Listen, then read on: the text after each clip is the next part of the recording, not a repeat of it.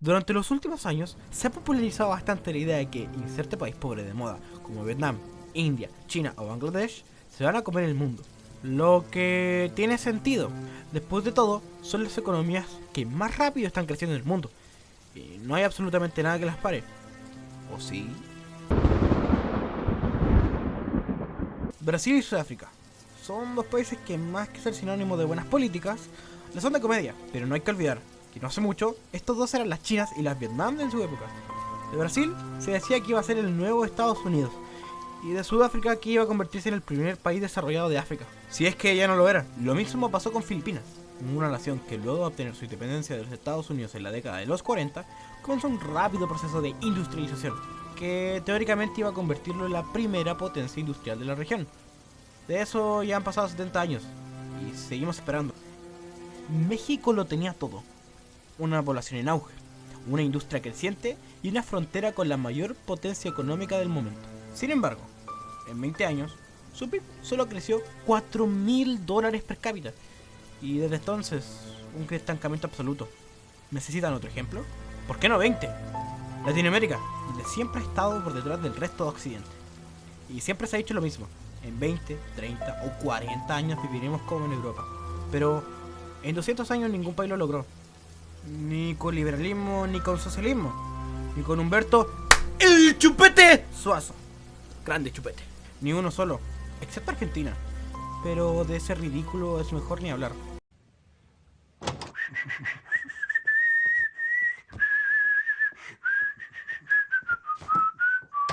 ¿Y por qué pasa esto? ¿Tan difícil es ser desarrollado? ¿Es una especie de maldición? Pues pareciera.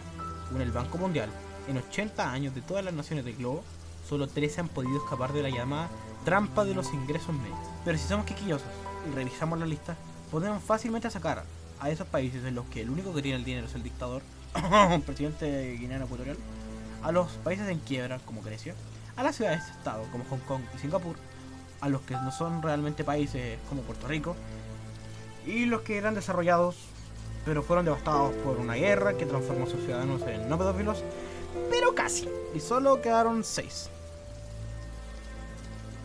Así que amigos, bienvenidos a la trampa de los ingresos medios.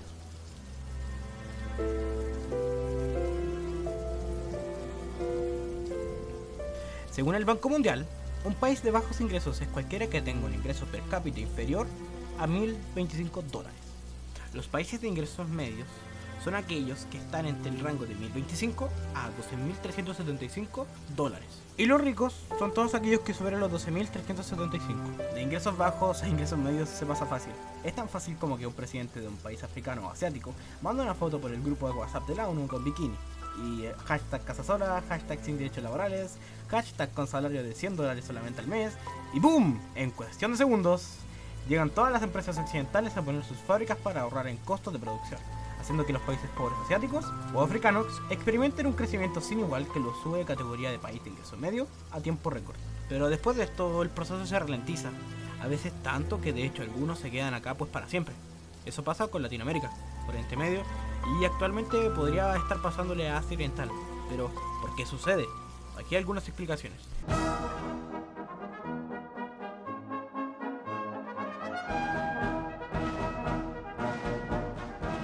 Los países de ingresos bajos, por lo general, no están muy inmersos en la economía mundial y en todo lo que sea industria o tecnología moderna. Por ende, también son por lo general sociedades agrícolas que dependen de la siembra y cosecha para subsistir. Dos ejemplos: Corea del Sur y Chile. Corea era un país ultramente atrasado a mediados del siglo XX y su población vivía casi exclusivamente en el campo. Sin embargo, todo esto cambió cuando desde la capital llegaron noticias de que algunos señores blancos y otros asiáticos, pero que gustaban de colegialas, estaban ofreciendo trabajos en algo llamado fábricas. Los campesinos, aparte de trabajar 14 horas al día en un sitio donde solo tenían lo suficiente para comer cuando no había sequía, porque cuando había sequía era XD, aceptaron la oferta de trabajar 12 horas en una decadente fábrica como por $2 al día. En Chile pasó algo similar. Desde Europa y sobre todo de Norteamérica llegaron señores con tentativas ofertas de trabajo y el país comenzó a avanzar a una velocidad espectacular. El crecimiento del PIB subió hasta las nubes, las ciudades se llenaron de personas y la gente comenzó a poco ser más rica. La cosa funcionaba y ambos, Corea y Chile, se convirtieron en ejemplos para el mundo. hasta que pasó lo que tenía que pasar. Una regla de la demografía es que mientras más urbanizado sea una sociedad, la gente comienza a tener menos hijos. Lo que tiene sentido, después de todo, en las ciudades más hijos significa más gasto de salud, ropa, educación, juguetes, etc. Mientras que en el campo están en plan, ¡oh, genial! ¡Otro esclavo! Digo, hijo, menos gente joven es perjudicial para la economía por varios motivos. Primero, porque son precisamente ellos quienes trabajan y sostienen al Estado junto con todas sus inversiones a través de sus impuestos. Además, mientras más jóvenes los humanos tendemos a gastar más dinero, a veces en cosas tan innecesarias como ropa para personajes inexistentes. Ojo, no estoy jugando, yo juego WoW y he gastado más de lo que desearía gastar en montura. Y ahora ya sí, el último defecto por mencionar es que las nuevas generaciones nacidas en las ciudades tienen aún menos hijos, lo que a la larga termina por envejecer a la población en general. Y eso en resumen hace que el país se llene de improductivos boomers retirados que creen en cadenas de Facebook y que las vacunas traen chips 5G. Y que aparte de no pagar impuestos y que casi no gastan dinero, los viejos deben a su vez ser mantenidos por solo unos pocos millennials que ya aceptaron la triste realidad de que si el gobierno quisiera, podría saber el color de los calzones con el celular. Los míos son naranjos, por cierto. Para cuando la sociedad coreana llegó al punto de desaceleración económica, ya eran bastante ricos, por lo que no tuvieron y no tienen, hasta el momento, problemas para mantener a los retirados con un crecimiento más discreto. Chile, por su parte, no fue tan aplicado y en los años clave, por diversos motivos sobre los cuales no quiero mencionar, porque esto no es un video sobre la economía Bachelet Piñera, el crecimiento se ralentizó tanto que quedó en la incómoda posición de estar en las puertas del desarrollo, pero sin alcanzarlo.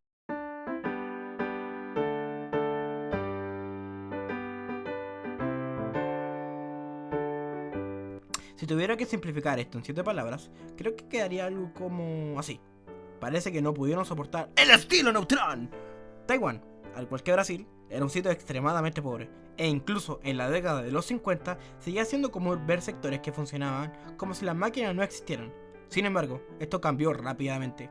La isla, debido a buenas políticas, pero principalmente poseer la mano de obra barata, se llenó de fábricas que basaban su producción en mano de obra intensiva, AKA, o EKE como dice el director ahora, productos malos pero baratos, al estilo Made in China. Pasó exactamente lo mismo en Brasil, y está pasando lo mismo en Etiopía, Vietnam o Indonesia. Este modelo, sin ningún tipo de duda, funciona. Las fábricas, ya fueran de propiedad privada o estatal, de inversiones nacionales o internacionales, le dieron un impulso tan grande a las economías que acabo de mencionar, que están duplicando e incluso triplicando su tamaño en unos pocos años. La población pasó de estar compuesta por pobres campesinos a una clase media capaz de alimentarse apropiadamente y de optar por cosas que antes eran consideradas lujos como tener una casa, un auto, salir de vacaciones, etc. Y este precisamente es el problema. Los inversores habían elegido estos países principalmente porque eran mayoritariamente pobres, ya que, al ser pobres, esto significaba que podían pagar bajos salarios y así ahorrar en costos de producción. Pero, si el costo de la mano de obra sube, la inversión pierde todo el sentido. Es algo así como buscar pareja cuando eres joven. Todos están interesados en ti porque eres guapetón, pero no porque seas realmente interesante ni tengas otra cualidad. Y cuando pasa el tiempo, porque el tiempo no perdona, ¡pum!, perdiste todas las ventajas que tenías. Pasa lo mismo con los países. El país de la Zamba, por ejemplo, se relajó y desaprovechó su buen momento de despilfarrando el dinero, hasta que llegó a los 40. Las empresas, tanto internacionales como las nacionales, cambiaron su producción a lugares más económicos, porque ya no podían ni producir barato, porque los brasileños no eran pobres, ni podían producir bien ni vender caro, porque los obreros estaban bien educados y eran productivos. Taiwán hizo lo contrario, reinvirtió el dinero en crear carreteras, mejorar los puertos, incentivar la producción de productos tecnológicos y en crear las condiciones necesarias para saltarse la trampa de los ingresos medios. Así, fue como los taiwaneses pudieron pasar de una industria dependiente de la mano de obra barata a una que pudiera producir bienes de calidad cuyo valor aumentara año tras año. Es decir, como sabía que en algún punto ya no iba a ser guapetón, Taiwán se preparó buscando otras cualidades sobre las cuales presumir y que le sirvieran para conseguir una novia. Cómo aprender a tener conversaciones profundas, adquirir buenos modales o ser diamante en el LoL.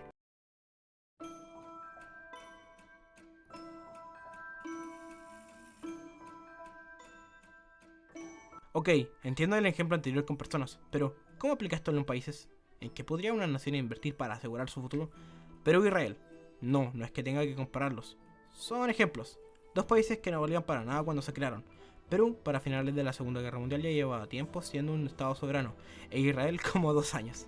Pero era algo así como un juego de tronos, con golpes de estado, ciudadanos en situaciones precarias y guerras civiles, e Israel era como un Fortnite de la época. como cada 4 años los países árabes se ponían de acuerdo en invadir la joven república para destruirla.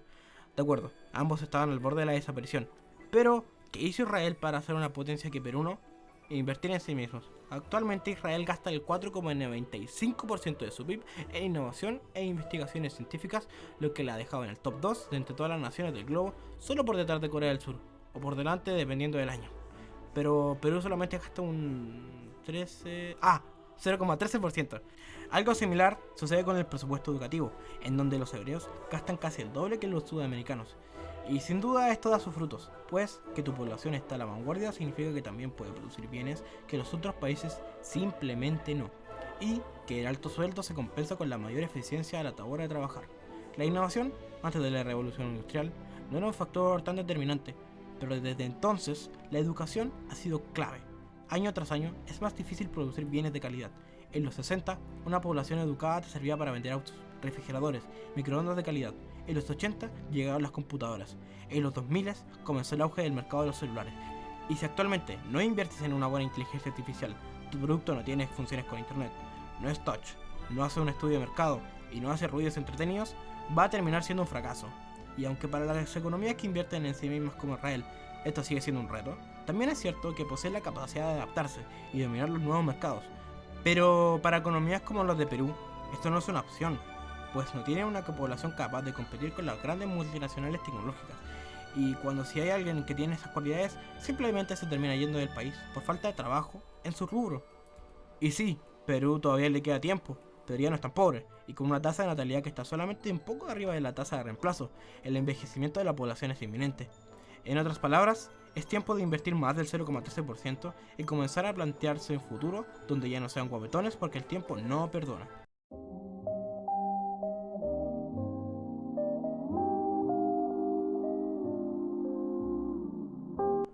A ver, de lo demográfico lo entiendo, lo de educación también, pero la democracia, ¿por qué votar por un incompetente cada 4 años va a arreglar el país?